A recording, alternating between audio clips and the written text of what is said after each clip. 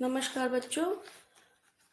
जैसा कि आप जानते हैं कि हमारे प्रैक्टिस सेट की सीरीज चल रही है, तो आज सीरीज का तीसरा सेट है। ठीक है, पहले निर्देश पढ़ लेते हैं। प्रत्येक प्रश्न के लिए 4 संभावित उत्तर विकल्प दिए गए हैं, जिसमें से केवल एक सही है। यही उत्तर चुनकर उसको OMR उत्तर पत्रिका पर उपयुक्त स्थान पर दर्शाना है। ठीक है, तो पहला प्रश्न है, जब 2 या 2 से अधिक स्वतंत्र उपवाक्य किसी योजक या सम्युच्च बोधक अव्यय द्वारा जुड़े होते हैं तो उन वाक्यों को क्या कहते हैं? ऑप्शन देख लेते हैं। ऑप्शन है पहला मिश्र वाक्य, आश्रित उपवाक्य, विशेषण उपवाक्य और डी है संयुक्त वाक्य। तो इसका सही उत्तर क्या है? संयुक्त वाक्य, डी सही है इसका। दूसरा प्रश्न है, अश्व शब्द का पर्यायवाची शब्द है। तो पहले ऑप्शन देख लेते हैं। ऑप्शन कौन कौन से हैं इसमें? पहला है घोटक, फिर है हाथी, फिर शेर और फिर है अजगर। तो इसका पर्यायवाची सही अश्व का क्या होता है? घोटक। ठीक है, इसको तुरंग भी कहते हैं, घोड़ा है, वाजी, सैंधव। ठीक है, आपने सब पढ़ा होगा ये सब पर्यायवाची शब्द, तो बहुत इंपॉर्टेंट होते हैं ना। नंबर 3 प्रश्न है, निम्न में से शुद्ध वर्तनी का शब्द है। पैतृक, पैतृक, पैतृक, ये कई सारे शब्द दे रखे हैं और इनमें से सही कौन सा है? इसमें से ये बिल्कुल सही लिखा हुआ है, बाकी सब गलत लिखे हुए हैं। चौथा प्रश्न है, चौथा प्रश्न है, आय शब्द का विलोम शब्द है। आय माने क्या होता है? धन जब आता है, जब हमारी इनकम होती है कहीं से, जब धन आता है तो उसे आय कहते हैं, और जब धन का हम खर्च करते हैं धन को, तो उसको कहते हैं व्यय। ठीक है, तो ये विलोम शब्द कौन सा होगा इसमें? इसमें होगा यही सी, व्यय। मैंने आपको बताया ना अभी। अच्छा, पांचवा है, दही शब्द है। तो इसका इसमें ए क्या दे रखा है? समूहवाचक संज्ञा, जातिवाचक संज्ञा, व्यक्तिवाचक संज्ञा या द्रव्यवाचक संज्ञा। तो दही है द्रव्यवाचक संज्ञा। क्यों है द्रव्यवाचक संज्ञा? जिन संज्ञा शब्दों में से किसी ऐसे पदार्थ या द्रव्य का बोध होता है जिसे हम नाप तोल सकते हैं लेकिन गिन नहीं सकते, उसे उन्हें द्रव्यवाचक संज्ञा कहते हैं।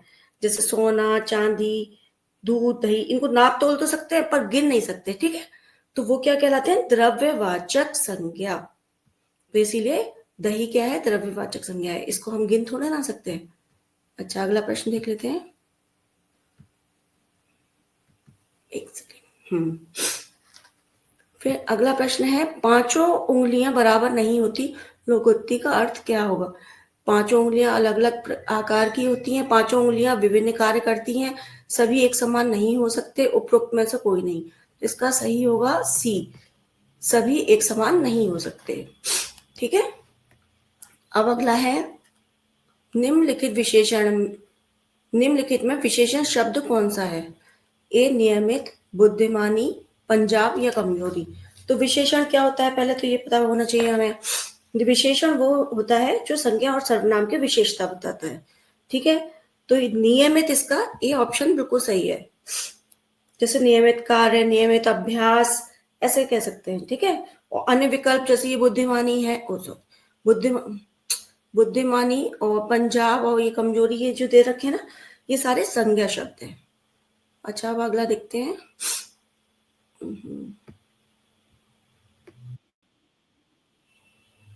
अगला है, बा वर्ण का उच्चारण स्थान है। ओष्ठ, ये मतलब वा वर्ण हम कैसे उच्चारण करते हैं, ये सब आपको पढ़ना बहुत इंपॉर्टेंट, क्योंकि एक प्रश्न जरूर आता है इसमें से। आंसर सी है, दंतोष्ठ है। क्योंकि वा जो होता है वो क्या होता है?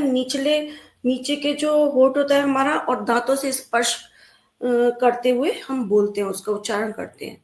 ठीक है, अच्छा अगला देखो। नवा प्रश्न है, प्रिय का बहुवचन शब्द होगा। तो प्रिय का बहुवचन शब्द पहले देखो, प्रिय, प्रियो, प्रियाओं या प्रियजन। तो इसका होगा प्रियजन, डी। क्योंकि अनेकता प्रकट करने के लिए कुछ संज्ञा शब्दों के साथ लोग, गण, हैं, वर्ग आदि को जोड़ देते हैं, इससे वो बहुवचन बन जाते हैं। जैसे तुम के साथ हमने जोड़ा लोग, तुम लोग हो गए। ठीक है, पाठक के साथ हमने गण जोड़ा तो पाठक गण। ठीक है, और ऐसे ही प्रिय के साथ हमने जन जोड़ा है तो प्रियजन हो गया, है ना? अधिकारी के साथ वर्ग जोड़ा तो अधिकारी वर्ग, इस तरीके से हम बहुवचन को दर्शाते हैं। अब आगे देखो, अंगूठा दिखाना मुहावरे का अर्थ होता है। अपने हाथ का अंगूठा दिखाना, हाथ की अंगूठी दिखाना, इनकार करना। और चौथा ऑप्शन देख लेते हैं क्या है। चौथा ऑप्शन है क्रोध करना। तो इसका आंसर क्या होगा? इनकार करना। कहते हैं ना अंगूठा दिखाना, आपने तो ये यूज भी किया होगा जरूर।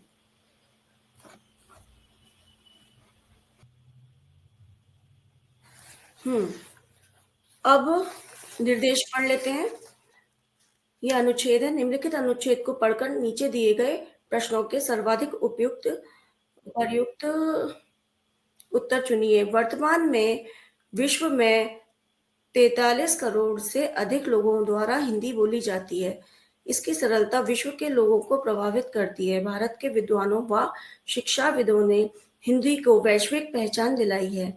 वर्तमान में देश के युवाओं ने भी नए नए स्तरीय लेखों द्वारा इसे उच्च शिखर पर पहुंचाया है। अतः हिंदी को आज भारत ही नहीं बल्कि विदेशों में भी लोकप्रियता मिली है।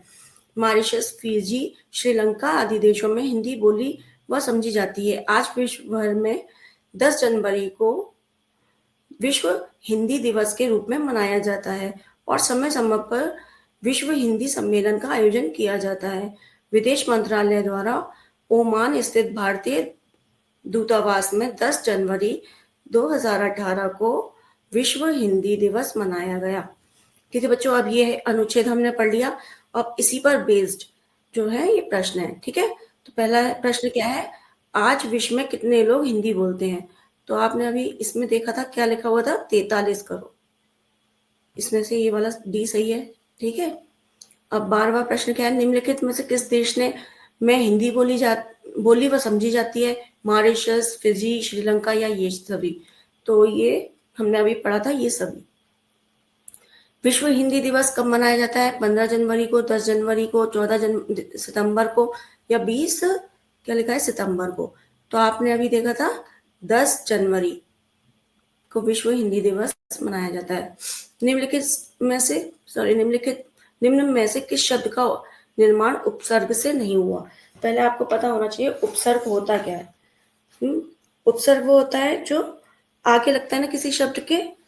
तो अब इसमें देखिए, आप ये देखो सम्मेलन है, इसमें सम उपसर्ग लगा हुआ है, सम और प्लस मेलन। फिर उसके बाद है आयोजन। आयोजन में आ प्लस योजन। विदेश, विदेश में वी प्लस देश। ठीक है, विश्व जो है इसमें कोई उपसर्ग नहीं लगा हुआ है। ठीक है, तो यही सही है। अगला प्रश्न है, एक सेकंड देख लेते हैं इसको।